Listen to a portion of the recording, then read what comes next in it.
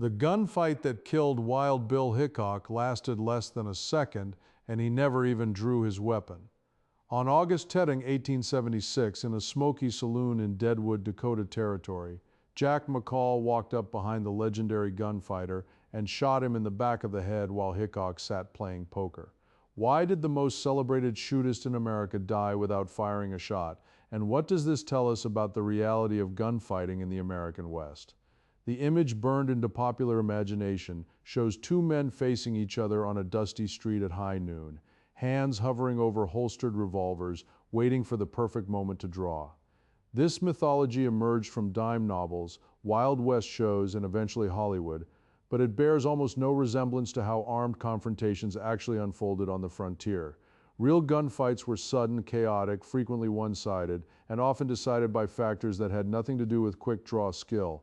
They happened in saloons, not streets. They involved ambushes, not honor. And the men who survived them did so not because they were the fastest, but because they were the most ruthless, the best prepared, or simply the luckiest. Consider what we actually know about documented gunfights from contemporary sources, newspaper accounts, court records, coroner's reports, and the rare first-hand testimony that survived. These records paint a picture far removed from the choreographed duels of fiction. If you want to understand how the real American frontier took shape, through violence that was messy and human, and nothing like the movies, then subscribe now, because this channel exists to cut through the mythology and show you what actually happened in the spaces where law, settlement, and survival collided. The revolvers themselves tell part of the story. The Colt single-action Army revolver, introduced in 1873 and nicknamed the Peacemaker, became the iconic weapon of the frontier, but its mechanical limitations shaped how men fought with it. The gun had no safety mechanism. It required the shooter to manually cock the hammer between each shot. Accuracy beyond 20 feet was poor even for experienced shooters, and in the stress of combat most men fired wildly. An analysis of documented shootings from the 1870s and 1880s shows that even at close range, hit rates rarely exceeded 30%. This meant that survival often came down to who could get closest, who fired first, and who brought more friends. The most detailed account of a face-to-face gunfight comes from Springfield, Missouri on July 21, 1865, when Wild Bill Hickok confronted Davis Tutt in the town square over a pocket watch Tutt had taken as payment for a gambling debt. This incident, more than any other, established the template for the Western showdown in the public imagination. But examining what actually happened reveals how different reality was from legend. The two men did face each other at a distance, roughly 75 yards apart according to witnesses. Tutt drew first. Hickok steadied his revolver on his left forearm and fired a single shot that hit Tutt in the ribs, killing him. The entire encounter lasted perhaps 5 seconds. No dramatic countdown. No waiting. Just two men, a disputed debt, and one dead body in the square. What made this gunfight unusual was not the method but the setting. Most armed confrontations in frontier towns happened indoors, at night, fueled by alcohol, and without warning. The statistical reality is stark. A survey of over 200 documented shootings in cattle towns between 1870 and 1885 shows that fewer than 10% involved anything resembling a mutual duel. The rest were ambushes, shootings during arrests, killings during robberies, or murders that grew out of arguments in saloons and gambling halls. Men died suddenly, often shot in the back, frequently by someone they knew. Hickok himself understood this. After the Tutt shooting made him famous, he worked as a lawman in Abilene, Kansas, during the cattle season of 1871. Abilene was then the terminus of the Chisholm Trail, where Texas cowboys drove longhorn cattle north to the railroads. The town swelled from a few hundred residents to several thousand during shipping season, and the influx of armed, drunk young men created a powder keg. Hickok's approach to law enforcement reflected his understanding that actual gunfights were won before they started.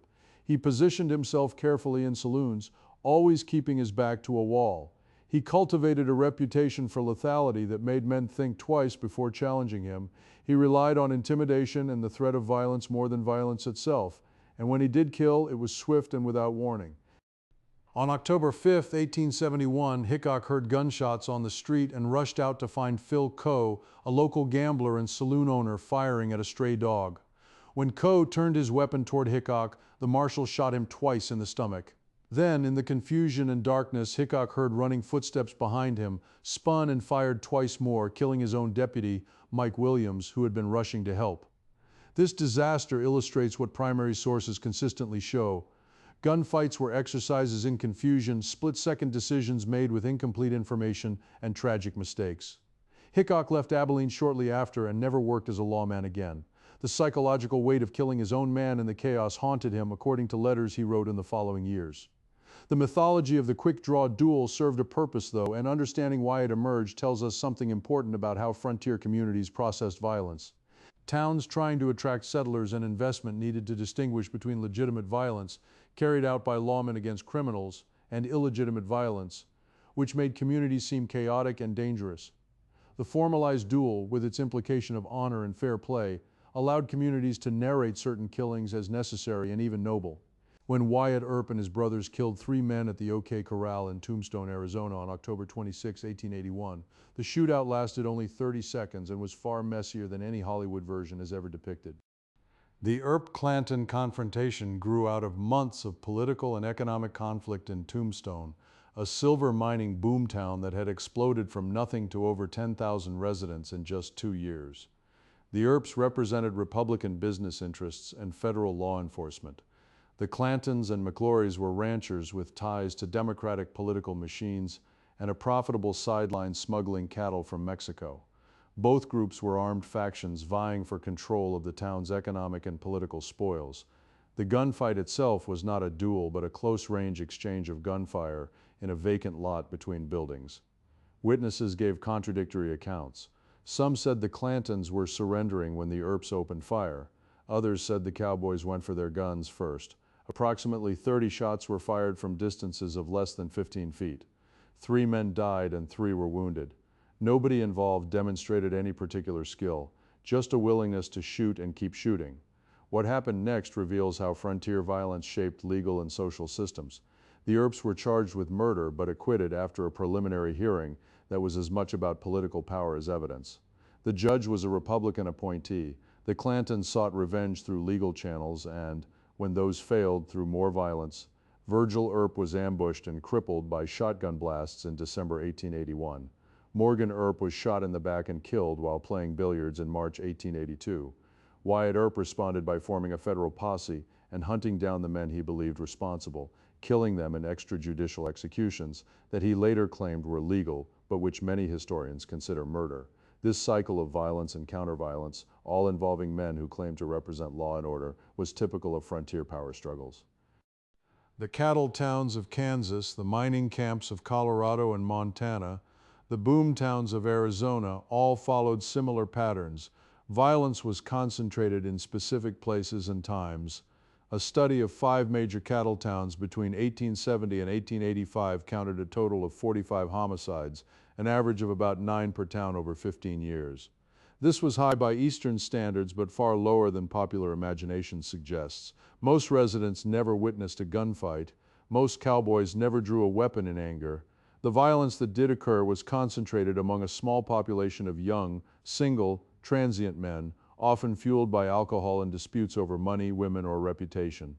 The mechanics of how these men actually carried and used firearms further undermines the quick-draw mythology. Contemporary photographs and accounts show that most men on the frontier did not wear low-slung holsters designed for fast draws. They carried revolvers in coat pockets, waistbands, shoulder holsters, or saddlebags. The holsters that were used sat high on the hip and often had flaps or straps to keep the weapon secure during riding. The idea of the quick-draw holster, positioned low and tied down to the thigh, was largely an invention of 20th century Wild West shows, and Hollywood men who wanted to kill someone typically had their weapon already in hand before the confrontation began. This was certainly true of the most prolific killers on the frontier. John Wesley Hardin, who claimed to have killed 42 men, though documented cases number closer to 20, survived by shooting first and often shooting unarmed men. His autobiography, written in prison and published in 1896, describes killings that are startling in their casualness and lack of drama. He shot a man for snoring too loudly in a hotel room. He killed a Mexican cowboy who annoyed him. He shot men during card games, during arguments, and on several occasions while they were sleeping or unaware. Hardin was finally captured in 1877, not through a face-to-face confrontation, but by Texas Rangers, who boarded his train and beat him unconscious with revolvers before he could draw his weapon. The professional lawman who survived the longest understood that gunfighting was a craft of preparation, not speed. Bat Masterson, who worked as a lawman in Dodge City, Kansas, during its wildest years, later wrote newspaper columns in which he explicitly debunked the quick-draw myth.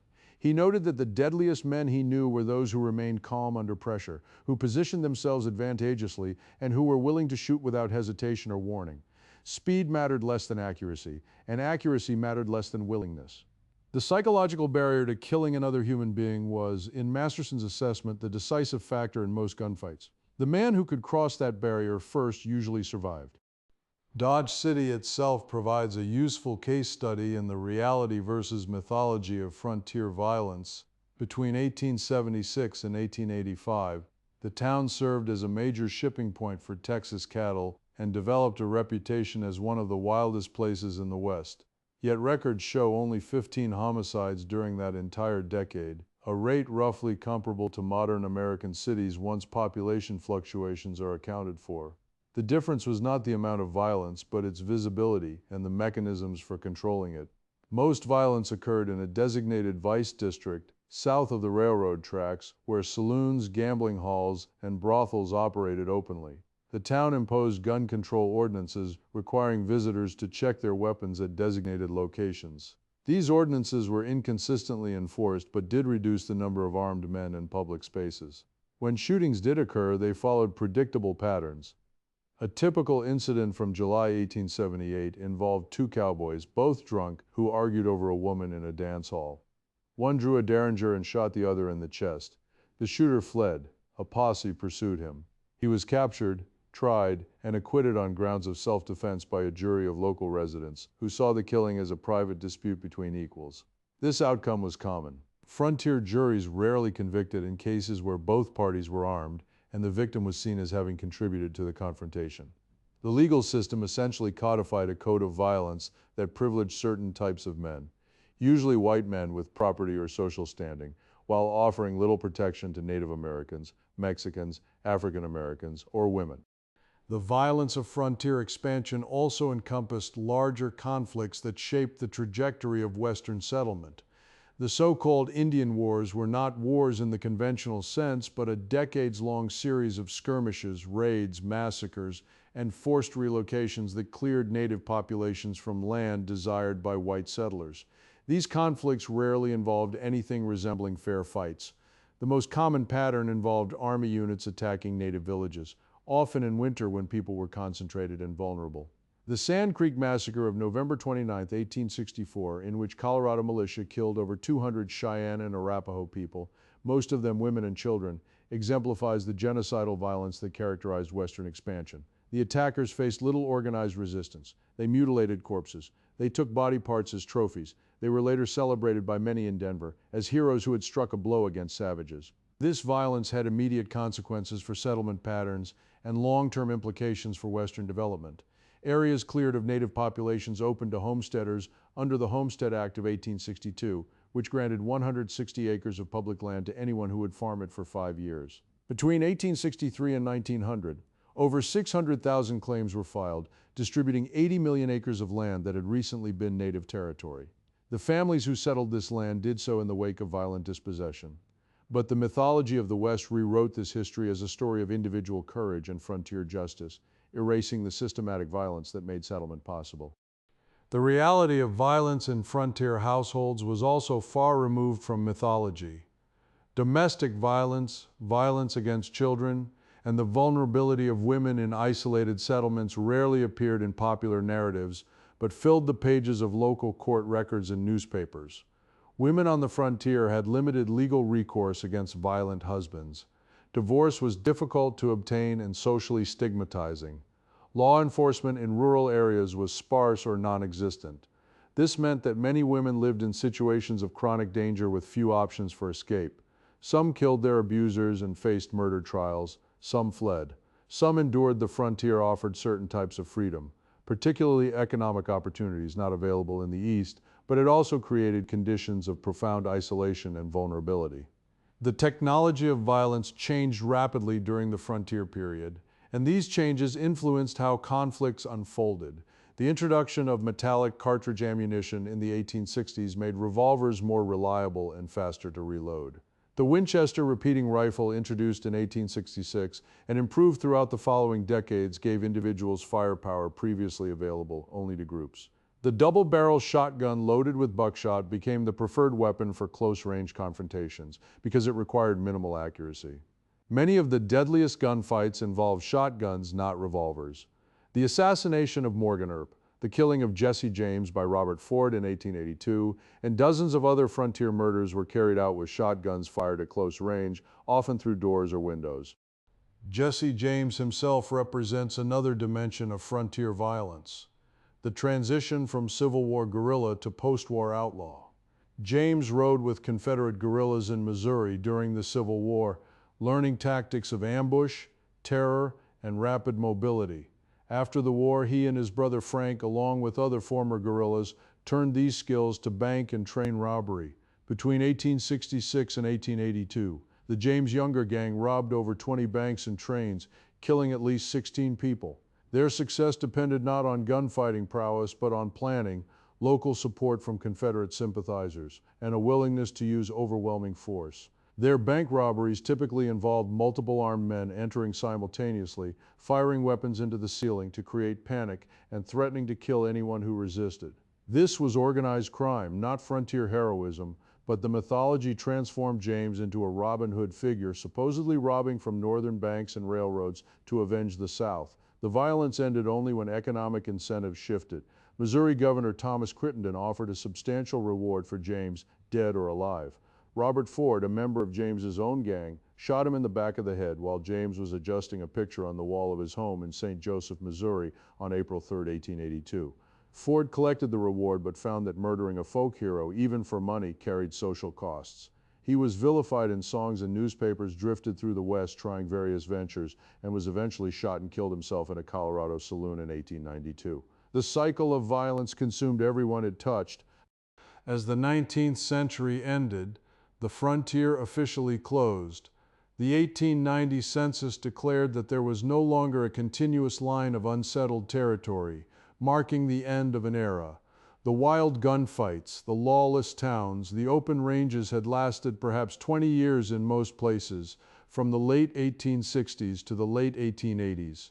This brief period was mythologized into something far larger, a foundation story for American identity that emphasized individual agency, righteous violence, and the triumph of civilization over chaos.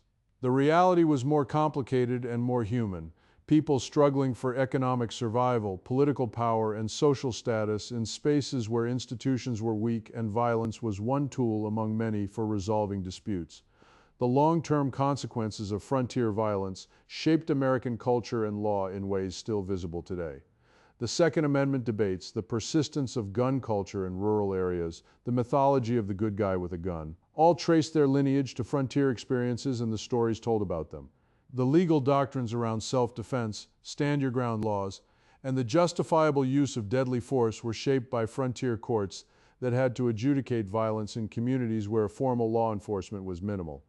These legal frameworks, born in the specific conditions of the 19th century West, were nationalized and persist in contexts far removed from the frontier.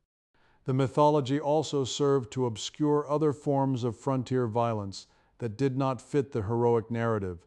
The violence of labor conflicts, where mine owners hired gunmen to intimidate or kill striking workers. The violence of racial terror, where white mobs lynched Chinese miners, Mexican ranchers, and African American soldiers. The violence of environmental destruction, where the extermination of the buffalo eliminated the subsistence base for Plains tribes and forced them onto reservations.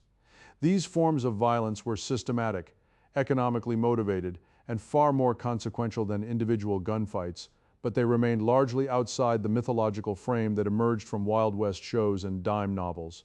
Understanding what gunfights in the Old West were really like then requires stripping away layers of accumulated mythology to see the brutal, messy reality underneath. They were not honorable duels, but sudden eruptions of violence in which the ruthless, the prepared, and the lucky survived. They were shaped by the weapons available, the legal systems that adjudicated them, and the economic and social conflicts that generated them. They were far less common than popular culture suggests, but more consequential than simple body counts indicate, because they occurred in spaces where violence helped determine who controlled resources, who made laws, and whose version of events would be remembered. The man who shot Wild Bill Hickok in the back understood something essential about frontier violence, that the mythology obscures in real gunfights. There were no rules, no honor, and no second place. There were only survivors and corpses, and the stories the survivors told afterward.